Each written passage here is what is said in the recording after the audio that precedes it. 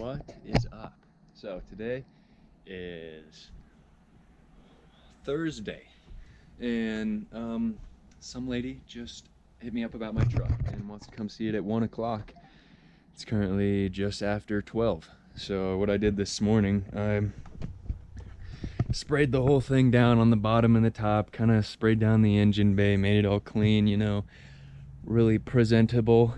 Cleaned the windows really good. That was my main goal because I'm always stingy about my windows. And I should probably take this out now so it doesn't seem like I'm scamming somebody with a bad smelling truck. But yeah, so not too bad. But I also have a friend who might be willing to take me up to Golden today to get my new car. But if not, then my grandparents are coming home today, so my grandpa could take me up there tomorrow. But yeah, that would be pretty awesome if I managed to sell this today and get my new car in one day. But figured I'd just do a quick update for the possible future festivities of the day. I was gonna do like a time lapse of me washing this all down, but I figured it's probably not that exciting because it doesn't really get any cleaner. So, but all right, I'll update you when the lady's driving away with it or when I'm driving away with my new car. So, all right, truck is sold. I'm currently about to take my grandpa's Honda and cruise up to Monument, and Walter, my friend, is gonna help me get up to my new car. And yeah, I was gonna film more of the process, but they didn't bring cash, so we had to go to the bank, and then my bank wouldn't work because they banked with a different bank, and it was confusing. But here's everything for my cars. And yeah, so mini road trip. All right, we got to the dealership like a half hour ago. I'm here, I already paid for it and everything. I got all the paperwork. They're just charging up the battery before we leave. And yeah, 916. Okay, that's not too old. But yeah, now I'm showing Walter all the rest of the cars they have here because this is actually a pretty cool dealership. So. All right, we're walking around the dealership just because we're wasting time while they charge my battery. We're looking at these Mini Coopers, talking crap about how the center speedometer is so weird. And everything about this car is so nice, and then you have the center speedometer. That's just so weird. Like, don't have your mother-in-law on the passenger seat. Uh-huh. And then there's this. That is awesome, dude. I want that. I want those little wipers, man. That's sweet. All right, now I'm at home, and I've already brought it to the car wash. This is actually yesterday. I did a bunch of stuff, and then I ended up working for like 10 hours. So here we are, back at it. I kind of detailed this half of the car. I didn't get to vacuuming or anything, but this speaker actually rattles pretty bad. So what I'm gonna do, first thing, I have my speakers from my old Subaru right here. So I'm gonna slap those in this Subaru right here. And it's got an aftermarket stereo, and I pulled it apart yesterday and it's pretty butchered back there, but I have a plan actually. So I have my 2002 2.5 RS at the laydown yard, and my plan was to I'm gonna go to that car, I'm gonna reach way down in the console and chop the wiring harness for the radio connector, and then I'm gonna come here and I'm gonna rewire the stock connector back into the car, and then from there I can get like one of those connector harnesses from Crutchfield, you know, and then I can, so that I don't have to do it directly into the wiring harness, you know. So, as long as all the wires match up, I thought that was a pretty good plan. But yeah, it ended up raining yesterday, so my car wash kind of was defeated. But oh well. All right, so I'm gonna start pulling the door panels off, and then probably vacuum real quick, also. And then I gotta detail the driver's side.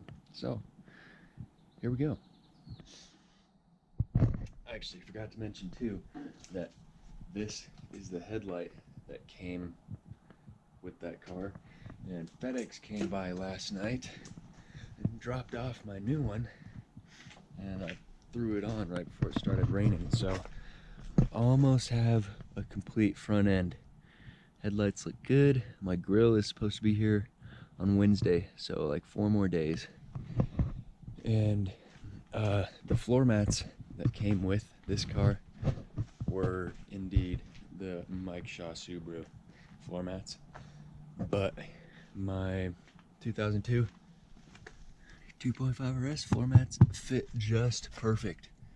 So that's nice. I got good floor mats, and my seats will actually fit, but I mean, that one's actually pretty comfortable. It just sits really high. That's why I want to put in my other one, because the other one has the adjustable, like the pump thing almost on it, you know, so you can bring it up and down. So I might end up putting my 2002 seat in here just for that fact. I might just do the driver's seat because this one's actually really comfy, and they're just in such good condition. Like, even this one's not even torn, so it hurts me to take it out and replace it, but oh well.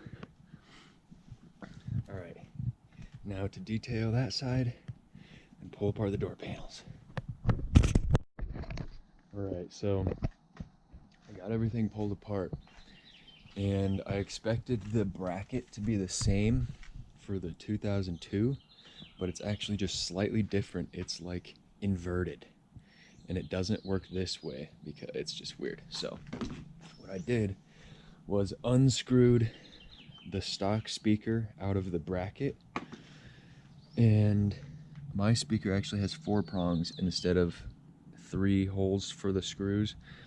So I got one screw in nice and tight, and then this is like a post kind of thing, like this. So I'm gonna tape over that, and then I'm gonna get one more screw into one of these ribs if I can get a good hold. And then this will go just like this and pop in there, and it works out perfectly. Because it's weird too, this older generation has, rather than having the wires go through the back and you connect it and then screw your speakers in, you screw your speakers in, and then these wires come through a little slot out the front and then plug in above it. So just thought I'd show you how I did that. All right, speakers are totally in, and I tested them and they work just fine. I had to add a lot more electrical tape to the driver's side. I don't know why, but it didn't work out as well. But I actually ended up wrapping electrical tape around the threads of a screw and then threading that in between the speaker flange thing and one of the ribs in that plastic, and it actually tightened it down really good. But now it's raining, so I'm waiting for it to stop raining so that I don't have to put it back together while 1, getting soaked, and 2, getting everything inside of my car wet. So it's, I mean, it's not really raining bad, but it's probably not going to last that long. So I'm just trying to hold off just long enough. Everything's done. I just got to slap the door panels back on. And actually, where is it? So this piece on the passenger door snapped off. It snapped off. So I had to epoxy it back together, and that actually worked really well. And then this foam piece fell off too, and I tried to epoxy it, but the epoxy was too dry, and I didn't want to mix more. So I just put a piece of tape there so it stays. Because as long as it gets in the door, then it'll help deaden the sound and help that part from being pushed in accidentally. So But yeah, everything works. All went good. Just got to throw it back together. And then I'm going up to Monument for a little bit. So, woohoo. Alright, unfortunately, even though I got this car from a dealership, my new car, I'm still going to be working on it on the first video with the car. So basically what happens, I've driven it 500 miles since I've had it, and it's driven perfectly fine until yesterday when I was leaving work and it was really hot. It was probably like 90 degrees out. I was leaving work and I got a code for a faulty camshaft or a knock sensor. So that's really common to just go out. So I cleared the code and I cleared it a few times, make sure that it comes back every, I think it's like 50-mile intervals or however many service hours your car runs or something. And it was coming back like normal, showing that it was just a faulty sensor. And then when I was leaving earlier and it was like 90 degrees, turned my car on and the idle was bad. It was just fluctuating and it got so low that it actually stalled when I started backing down the driveway. And so, I mean, it drives fine when it's under load. If I have my foot on the gas at all, it's perfectly fine. And so, yeah, let me open the hood. Yeah, if my foot is on the pedal at all, it runs perfectly fine. But for some reason, it idles really bad. And when I got home earlier, I actually got a code. I got 4 codes for misfire cylinder 1, 2, 3, and 4, all separate codes. And so I didn't even clear them really. I kind of just got out and started doing research. And I came back out here just now and I cleared them and I let it run, and they didn't come back instantly. And I'm kind of just looking at stuff like what to replace. I can pull the coil pack off of my other engine. It'll fit on here, no problem. Coil plugs will fit, no problem. Spark plugs will fit, no problem. Fuel pump I think will work, but I might have to switch the actual mounting bracket for the fuel pump. Yeah, but at least there's a few things that I can swap and mess with before I can figure out what the actual problem is. I can swap them for free because they're off my other engine. But let me get my flashlight here. I just discovered this. Well, I didn't discover it, but I noticed it not too long ago. My intake manifold gaskets are really bad. That one's the worst. This one's pretty bad. And you can't really see the back ones, but I mean, those two being bad, obviously the intake gaskets are no bueno. So, actually, shout out to Ricer Miata, because that's what made me think of this, because he got a Legacy GT, I think, when he was flipping cars in Connecticut, like right at the end of last year or something. And he ended up, it was a fluctuating idle problem, and he was spraying starter fluid down into the intake area to see if it would make the idle worse or better or something. I can't really remember, but basically that's what I'm gonna do. I'm gonna turn it on and get some brake clean and spray it down in there while it's running and see if that affects the idle at all, because if that affects it, then I know I gotta replace my gaskets and that should fix the problem, hopefully. But if that is not the problem, then next I'm gonna go with my coil. If it's not my coil, I'm gonna try the plugs and the plug wires, and yeah, we'll go from there. But I mean, I can do so much testing, but it's also, since I have all of the parts for my other engine, it's almost easier to just plug and play and see if that fixes it, since it's free and it's just replacing the part rather than actually running testing. And all I have is this. I think it was like 25 bucks on Amazon for reading data, and then I've got $60 Harbor Freight multimeter. So it's not really ideal conditions to like I mean, I have the multimeter, so I can do some testing, but like I said, pulling things off and just doing it simple would be so much easier. So I'm gonna do that right now. I'm gonna start it up and get some brake clean and spray it in there, and I'll set up the camera and see what happens.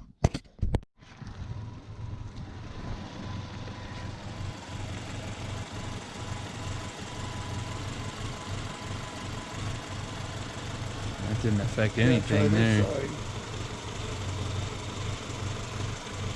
Nothing there. Well, I'm gonna do brake clean.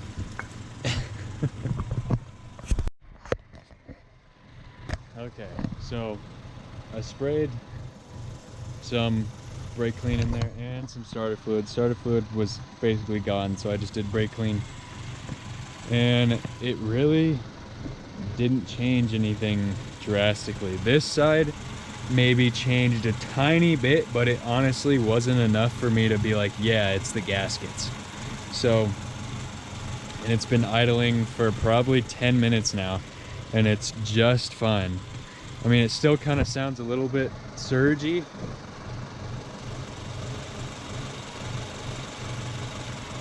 But I think that's just the Subaru sound. So, and I mean, it's kind of mildly tempered. It's probably like 60 degrees now, but tomorrow it's supposed to be hot again. So if I can recreate the same conditions, I'm gonna go try and heat soak it.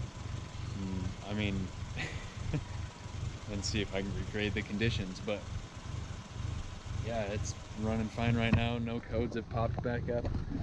Just fine. I'm gonna go drive it around for a second, make sure it's all good. Yeah, I don't know. It's weird. I'm still gonna have my mechanic look at it just because it seems like it idles a little low and shakes a little bit. So, see, that sounds terrible.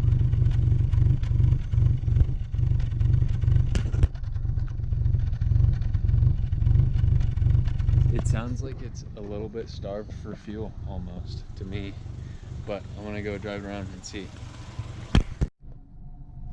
Alright, fans are on. For some reason, when the fans turn off,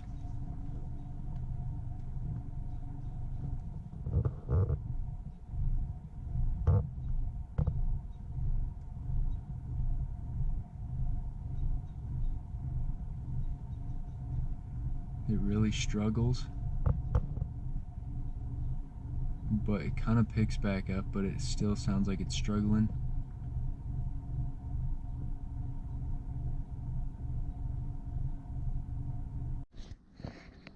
Right, so this is the next morning, but I'm about to do a lot of different things today, so I figured I'm probably just gonna make this the end of the video.